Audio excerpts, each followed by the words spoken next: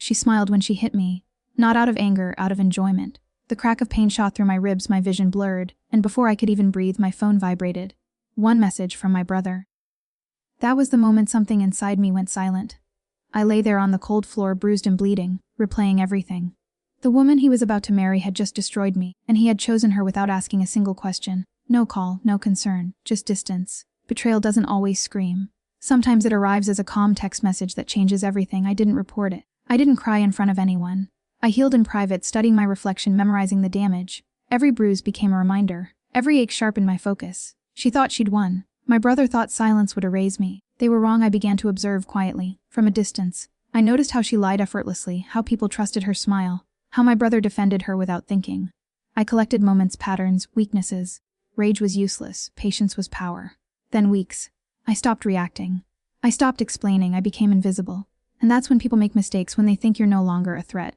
Tonight, I'm not watching anymore. Tonight, I take my first step forward. And they won't realize it until it's already too late. I moved carefully, like someone relearning how to exist. Every step was deliberate.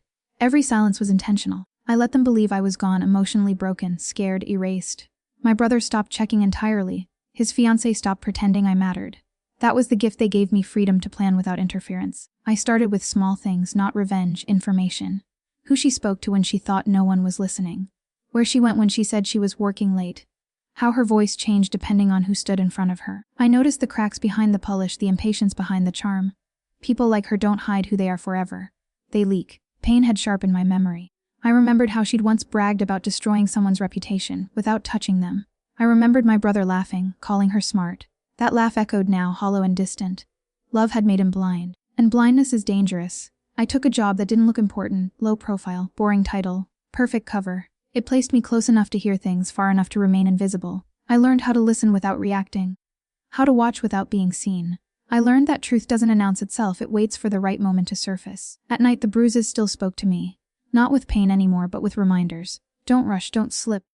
Forgiveness was a luxury for people who weren't thrown aside. I wasn't angry all the time. That was the surprising part. Anger fades, Sokas doesn't. She was careful, but not careful enough. I noticed the panic in her eyes when unexpected questions came up. The way she rehearsed stories before telling them. The way she controlled every room she entered. Control only matters when you're afraid of losing it. My brother announced the wedding date.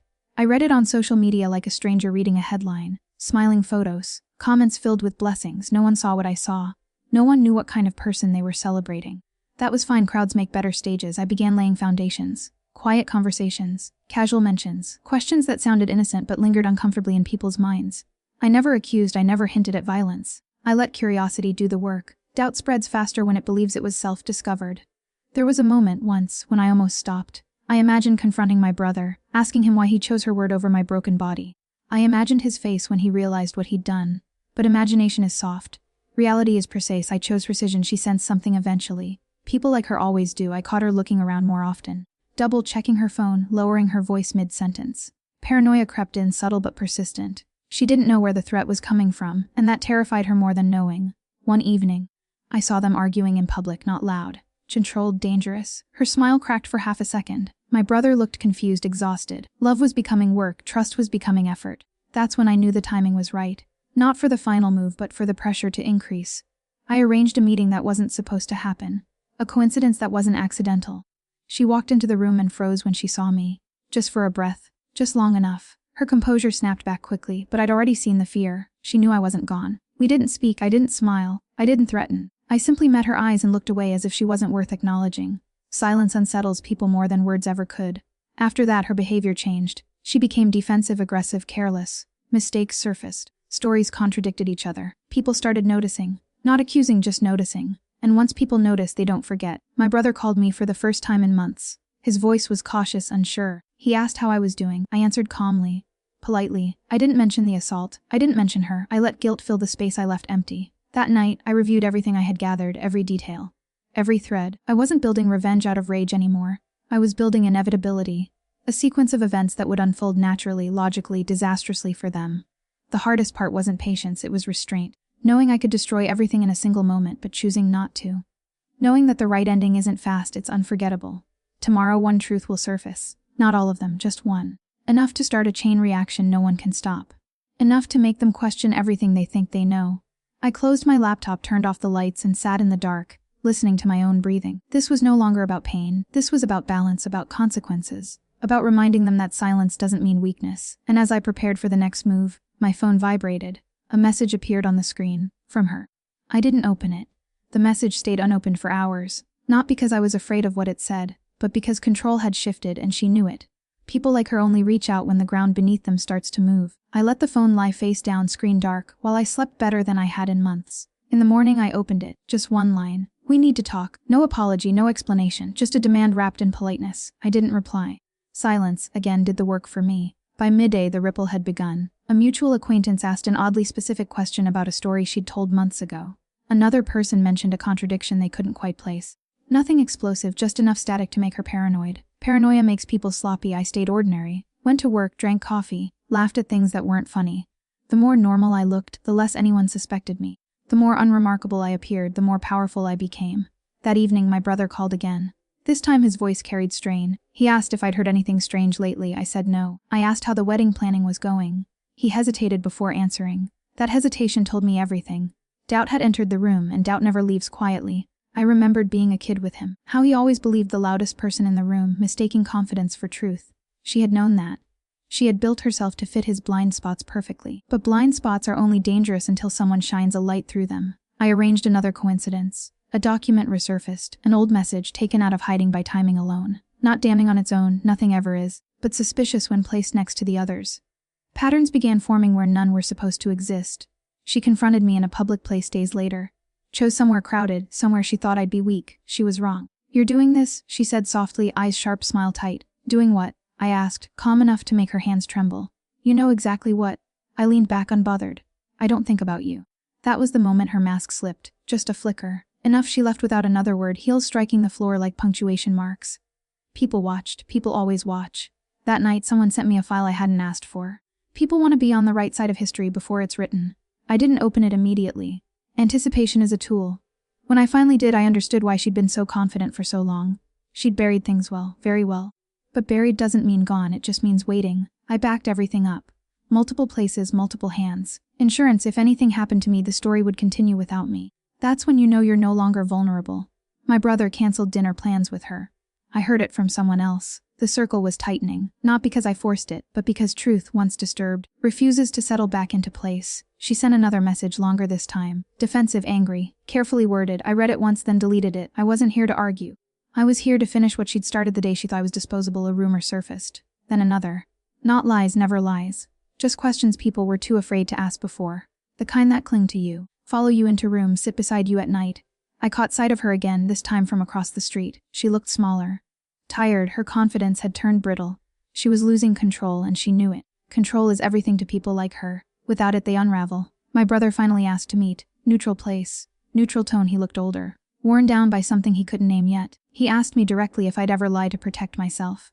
"I don't need protection anymore," I said. He flinched. He wanted to ask more, but fear held him back. Fear of what he might hear. Fear of what he already suspected. Officially, it was logistics. Unofficially, it was panic. Invitations paused. Smiles faded, whispers grew louder. She tried one last tactic, sympathy. Reaching out to people, telling her version before the truth could settle. But stories told too quickly revealed desperation. People noticed that too. I stayed quiet. Watched, waited. I had learned something important through all of this. Revenge isn't about destruction, it's about revelation. About forcing people to see what they chose not to. The file I'd received sat unopened on my desk now, cursor blinking, waiting. I knew what it contained. I knew what releasing it would do. Not just to her, but to him. My phone buzzed again. This time it was my brother. Just one line: "I need the truth." I stared at the screen, breathing slow, steady. Everything was in place.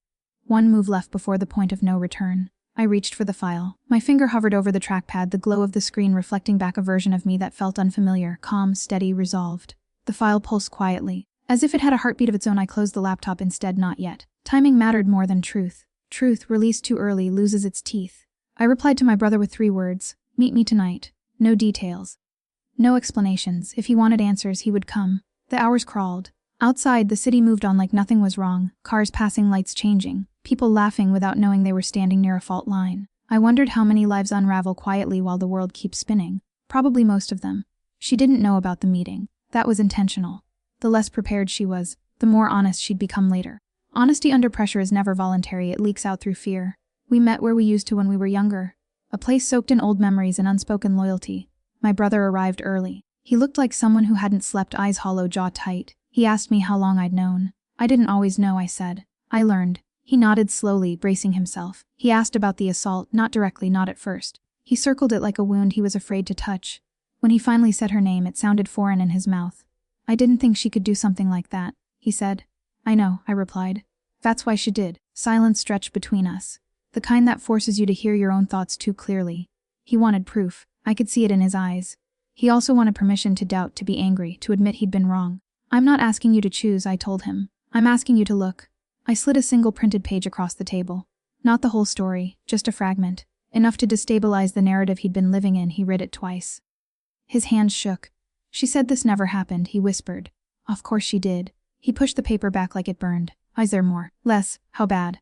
I met his eyes. Bad enough that she worked very hard to make sure no one ever asked. He leaned back, face pale. He wasn't ready. That was fine. Readiness comes after impact, not before. When we parted, he didn't say goodbye. He just stood there, staring at the table long after I walked away. Some realizations don't need witnesses. Later that night she called me. Not texted. Called, I let it ring. Then I answered on the last vibration. What do you want? She demanded. I want you to stop pretending, I said calmly. She laughed, sharp, brittle. You think you've won something. I think you're running out of room. She hung up. People always do when they realize they've lost control of the conversation. The next morning, the pressure doubled. Someone else reached out, then another. Pieces were moving without my touch now. That's when you know the system is working. I received a message from an unknown number, a warning disguised as concern. She was trying to scare me back into silence. It almost worked. Months ago it might have. Now it only confirmed how close she was to breaking. I finally opened the file. Not to release it, but to study it one last time. Every detail aligned. Dates, voices, patterns. This wasn't just about me. I wasn't the first. I just happened to be the one who didn't disappear quietly. I secured everything. Scheduled messages. Dead man switches. If I vanished, the truth would surface anyway. Revenge that depends on your presence is fragile. I wasn't building fragile things anymore. My brother didn't call that day or the next. Space can mean many things: denial, fear, processing. I let him have it. This wasn't about forcing him. It was about removing the blindfold and letting him decide whether to keep it on. She started canceling appearances. Avoiding gatherings. Her world was shrinking, closing in on her. People notice. They always do when confidence turns into caution. One evening, I saw her car parked outside my building. She was waiting. Bold move. Desperate move. I didn't go down. I watched from above as she paced, checked her phone. Scanned faces. Predators hate being hunted. She left eventually. But not before looking up at my window at the dark glass she couldn't see through. That night, my brother sent another message. Longer this time. Careful, heavy. He said he'd seen something that didn't add up. He said he needed time. He said he was scared of what came next. I typed a response, then erased it. I sent only one sentence. Truth doesn't rush, it waits. The next step was irreversible. Once taken, there would be no going back for any of us. I stood at the edge of it now, everything aligned, every variable accounted for. My phone buzzed again, not a call, not a message. A notification. Something had just gone live, something I hadn't released. I froze, heart steady but alert. Someone else had moved. I didn't touch the phone right away. I didn't need to. I already knew what it meant. When a secret starts breathing on its own, it's no longer yours to control.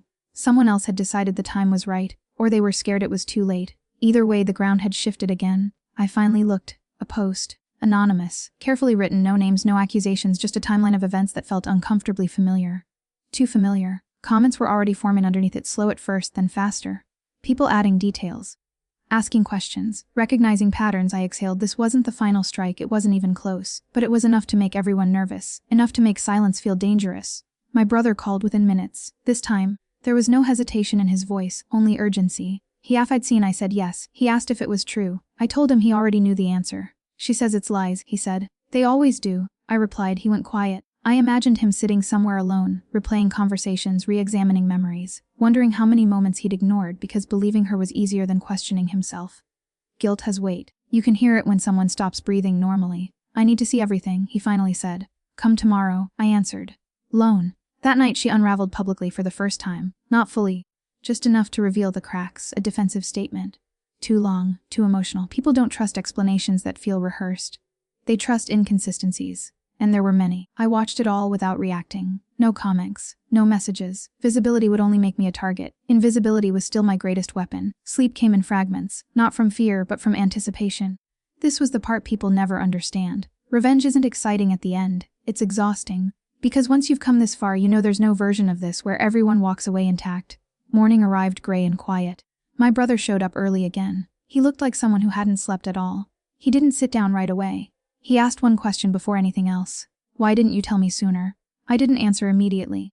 Some truths need space. Because you weren't ready to hear it, and because she made sure of that. He nodded slowly. Acceptance isn't loud, it's heavy. I showed him pieces, not everything. Yet, messages, dates, corroborations. The kind of evidence that doesn't scream but stacks. Each piece made his shoulders sink lower. Each confirmation pulled him further away from the life he thought he was building. When I finished, he covered his face with his hands. He didn't cry. He just sat there unmoving like someone whose internal structure had collapsed. She told me you were unstable, he said quietly. That you wanted attention, that you made things up. I know, I replied. She told everyone. He looked up then. Something had hardened in his eyes, not rage but clarity. She hurt you, yes? And I chose her. The words landed between us, heavy and undeniable. I didn't correct him. I didn't comfort him. Some realizations are meant to hurt. That's how they stick. He left without saying goodbye again. But this time it felt different. Like an ending to something old, not a refusal. By afternoon, the anonymous post had multiplied. Screenshots appears aligned. People who'd stayed quiet for years found their voices once they realized they weren't alone. This wasn't about me anymore. It was bigger, messier. Uncontrollable, she tried to regain control the only way she knew how, by attacking credibility, accusing motives, painting herself as a victim of jealousy and obsession. It worked on some people. It always does. But not enough. Never enough. I received a message from a name I didn't recognize. One sentence. She's asking questions about you. I smiled. Let her ask. Everything she learned now would come too late. That evening, my brother posted something. Short, neutral, but devastating. He announced the wedding was cancelled. No explanations, no blame. Just a quiet statement that sent shockwaves through every circle she controlled. Her world cracked open. She tried to call me again. I didn't need to. I'd already said everything that mattered. The pressure was constant now. Messages, notifications, strangers reaching out, some supportive, some curious, some predatory. Truth attracts all kinds of people. I filtered selectively. Protected what still needed protecting. One person, though, stood out, someone from her past, someone with nothing to gain. They asked if I was ready to finish it. Not yet, I typed back. Because there was still one thing left. One truth that hadn't surfaced. One moment she thought she'd erase completely. That was the one that would change how people remembered her, not as misunderstood, not as controversial, but as exactly what she was. I prepared it carefully. Triple-checked everything. Made sure there were no holes. No room for doubt. The final piece isn't about shock. It's about undeniability. Late that night, my brother sent one last message. I'm sorry. I stared at it for a long time. Apologies don't fix damage. But they acknowledge it. And sometimes that's the difference between repeating a cycle and ending one. I replied with 2 words. I know. The final file sat ready. Scheduled, waiting for one command, one confirmation. Once released, there would be no more controlling the narrative. No more pacing, no more pauses. I stood at the window, city lights blinking like indifferent witnesses, and felt something unfamiliar settle in my chest. Not anger, not fear. Certainty. Everything was in place. All that was left was the ending. The morning arrived cold, gray, heavy with anticipation. I woke before sunrise, not because I needed rest, but because timing was everything. Every step, every heartbeat had led to this. The file, the final piece of truth, sat ready on my laptop, encrypted, scheduled to release at exactly the right moment. One wrong second, one misstep, and its impact would weaken. Precision was not optional. Outside, the city moved with its usual indifference. People walked, cars hummed, the world breathed without knowledge of the storm about to break. I drank my coffee in silence, tasting nothing. No satisfaction, no fear. Just focus. Revenge is not entertainment, it's inevitability. By midday, I had traced her movements. She believed she had regained control, that the chaos of the past weeks had settled in her favor. She was wrong. She was already trapped, moving in a world that had shifted beneath her without her seeing it. I sent a single message to my brother. Be ready. Noon. When he arrived, he looked hollow, exhausted, and yet clearer than he had in months. He didn't ask why. He didn't ask how. He simply nodded. Understanding doesn't always need explanation. Sometimes it's heavy, and that weight is enough. The laptop hummed as I opened it. The file was final. Names, dates, evidence, all undeniable. It was not only about her. It included the lies, the manipulations, the betrayals she had spun into an invisible web. Any attempt to deny it would crumble under scrutiny. She didn't know I was in the same room as my brother when it released. She didn't know I had prepared backups, witnesses, and a public record that ensured she could manipulate nothing. She believed she could still control the story. The moment she realized she couldn't would be the climax. I pressed send. The file went live. Screenshots, anonymous social media posts, and finally a public post that left no room for misinterpretation. A message that simply stated the timeline, evidence, and consequences. No emotion, no flourish. Just truth, cold, precise, and devastating. The reaction was instantaneous. People she had relied on for loyalty, witnesses, or blind trust began to ask questions publicly. Friends unfriended her, colleagues whispered in hallways. Even strangers reading the posts and screenshots shared, debated, and questioned. Control evaporates faster than lies when the weight of proof lands. And then I watched her. She tried to respond, but every message, every post, every plea fell flat. Her words no longer carried power because the truth didn't need power, it needed visibility. People didn't need to believe her, they needed to see her. And seeing her, stripped of her manipulation, was punishment far worse than confrontation. Her calls flooded my phone, I didn't answer. My brother's phone buzzed with messages he had ignored for weeks. Each ping a reminder of the world she had tried to manipulate. Now asking for clarity, judgment, accountability, she reached out to mutual friends, threatened quietly, attempted to rewrite the story, but the narrative had already shifted. Once a pattern of deceit is exposed, people remember it forever. The dam had broken and the flood didn't distinguish between her lies and her truth. By evening, she had no allies left who hadn't seen the evidence. She tried to hide, to retreat, to disappear into anonymity, but the internet doesn't forgive, doesn't forget, and doesn't allow escape from verifiable truth. She had built herself a world of appearances. I had destroyed the foundation. I sat back in the chair, letting it unfold. The tension, once mine to hold, had left me. She no longer controlled the fear, the doubt, or the story. The people she had manipulated began to speak out on their own. Each voice, each confirmation, reinforced the collapse of the world she had spent years building. My brother finally spoke, his voice steady, heavy, but clear. "I don't know how to make this right," he admitted. "I chose her over you and I was blind." "I know," I replied. He swallowed. I don't even recognize the person she's been. She's been hiding it," I said. "But now everyone sees." The final piece of justice wasn't about violence. It wasn't about humiliation in public forums or private confrontations. It was the knowledge that the truth had its own momentum. She had created a cage for herself out of lies, and now she couldn't escape. The revelation would haunt her, isolate her, and define her actions forever. And yet I didn't feel triumph, not fully. There was satisfaction, yes, but mostly there was closure. For months, every breath had been a reminder of pain, betrayal, and injustice. The release of this truth ended that. She could never hurt me again, not directly, not through manipulation, not through silence or belief. Later I received the inevitable backlash. People accused, questioned, debated, but they were too late.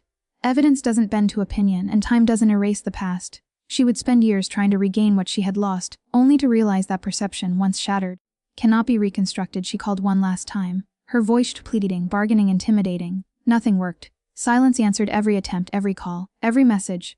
Power had shifted, and she knew it. That was the final strike. Not my hand, but the certainty that truth moves faster than lies, and no amount of charm or deceit can outrun it. My brother stayed silent for a moment. Then he said quietly, "I don't know how to forgive myself." "You don't need to," I said. "You need to see, you need to remember. That's enough." By nightfall, everything had settled into its new order. My brother and I no longer needed to speak about it constantly. The network of lies she had built had collapsed under the weight of unassailable truth. People who mattered, family, friends, observers, had witnessed her unraveling. Her own fear had become her prison, and me, I finally let myself rest. Not because revenge is satisfying in the moment, but because it's complete only when it's meticulous, inevitable, and irreversible. Months of patience, observation, strategy, and restraint had led here. She had believed she could erase me, control the story, and manipulate everyone's perception. Instead, she had written her own downfall. I didn't celebrate. I didn't gloat. I just existed in the quiet aftermath, letting the world turn, knowing that justice had been served in the only way that mattered, not with noise or anger, but with precision, patience, and truth. She would never forget this day. The people she had counted on would never forget. And I, finally free, walked away from the shadows, knowing that silence, focus, and inevitability are far more dangerous than rage. Months later, I heard whispers. People were still talking about what had happened. She had moved, tried to rebuild, but everywhere she went, the ripple of truth followed. Her charm no longer shielded her, and her manipulations no longer mattered. She had lost everything, not because anyone struck her, but because she had built her world on lies, and lies cannot withstand exposure. I smiled faintly. Revenge had been delivered, not through destruction, but through exposure. The balance restored, the lesson learned. The world now knew her for who she truly was. And I had regained myself entirely. I turned off the lights, closed the laptop, sat back. At last, the nightmare was over. But the calm that followed was anything I had felt in years. Quiet, clear, precise, perfect truth, I realized, is always louder than lies. And silence is silence, always wins.